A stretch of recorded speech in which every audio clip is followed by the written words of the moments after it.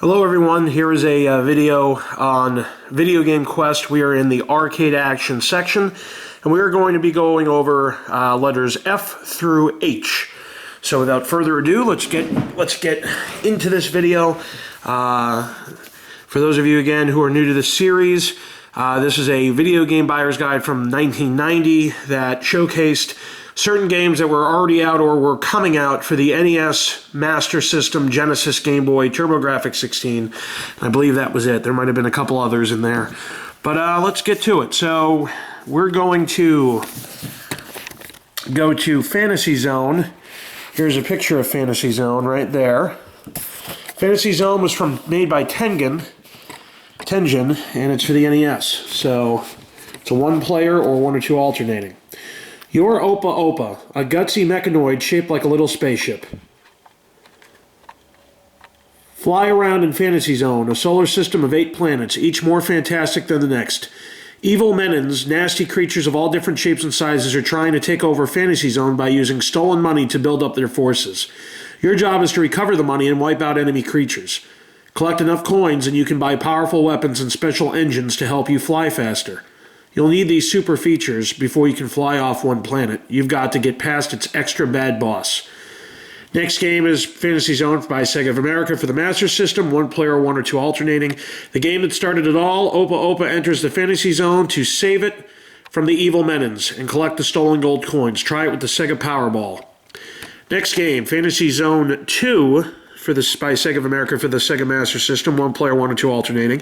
The long-awaited sequel to Fantasy Zone, Opa Opa returns to once again save the fantasy world and learn a surprising secret about his existence: wild colors and action. And the last game on the page, Fantasy Zone The Maze by Sega of America. It's one player head-to-head cooperative play. Opa Opa is back. This time his mission is to make his way through maze after dangerous men in maze. So that is for the Master System as well. Next game I have for the Game Boy, it's Flipple. It's a puzzle game by Taito. It's a one-player or head-to-head.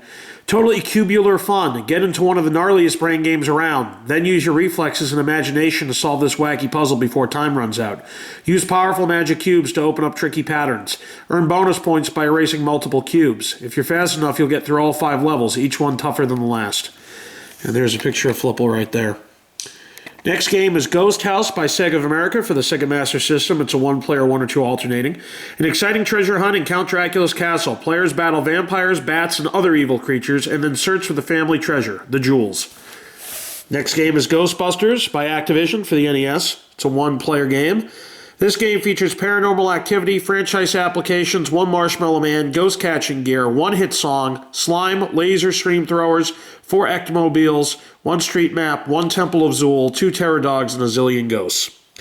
Next is Ghostbusters by Sega of America for the Sega Master System and Genesis. It's a one-player game.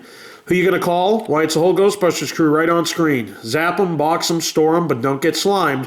New York will never be the same. And the next game, Ghostbusters 2 by Activision for the NES, one player, one or two alternating. The slime is rising fast. Who are you going to call? Get your bustin' business back in high gear. Hit the streets in your ectomobile. Clear the courtroom of goblins. Hitch a ride with the Statue of Liberty. And defeat Vigo at the Museum of Art before he rings in the nasty New Year. Next game, Ghouls and Ghosts. This is what it looks like. For the by Sega America for the Sega Genesis, one-player game. The most menacing variety of creatures that you'll ever want to meet in your worst dreams. Watch out for the sorcerer. Next game, Sega of America for the Sega Master System or Genesis. It's Golden Axe, one-player, one or two alternating. A classic battle between good and evil. Players quest to save the king and his princess from the oppressive forces. Death Adder has stolen the magical Golden Axe and is threatening to bring down the kingdom. After battling armies and beasts, surviving creature-filled forests and arch-enemies, players can restore the peaceable kingdom. Features 2 new levels not found in the original coin-op game. Next game is Heavy Barrel by Data East for the NES. It's a one-player or head-to-head, and that's what it looks like, Heavy Barrel. Heavy Barrel. It's the only thing that can stop an ugly assortment of terrorists who are holding the world hostage with a cache of nuclear goodies they fully intend to use. The problem is the Heavy Barrel is in 6 pieces, carefully hidden in a heavily guarded armory. Get in, find, and assemble Heavy Barrel. And that is it, folks. That is F, G, and H in Video Game Quest Arcade Action. Appreciate you watching the video. I hope to see you if you guys have watched the Assassin's Creed Unity unboxing. Take a look at that. That was a previous video. And remember, I am running a contest. We got to get to 100 subscribers. And if we can get to 100 subscribers, I will pick one of the subscribers' names out of a hat to win either your choice of a PS4 or Xbox One. So remember to subscribe, comment, like, dislike, whatever you want to do. We get to 100 subscribers, I will do that. Thanks for watching.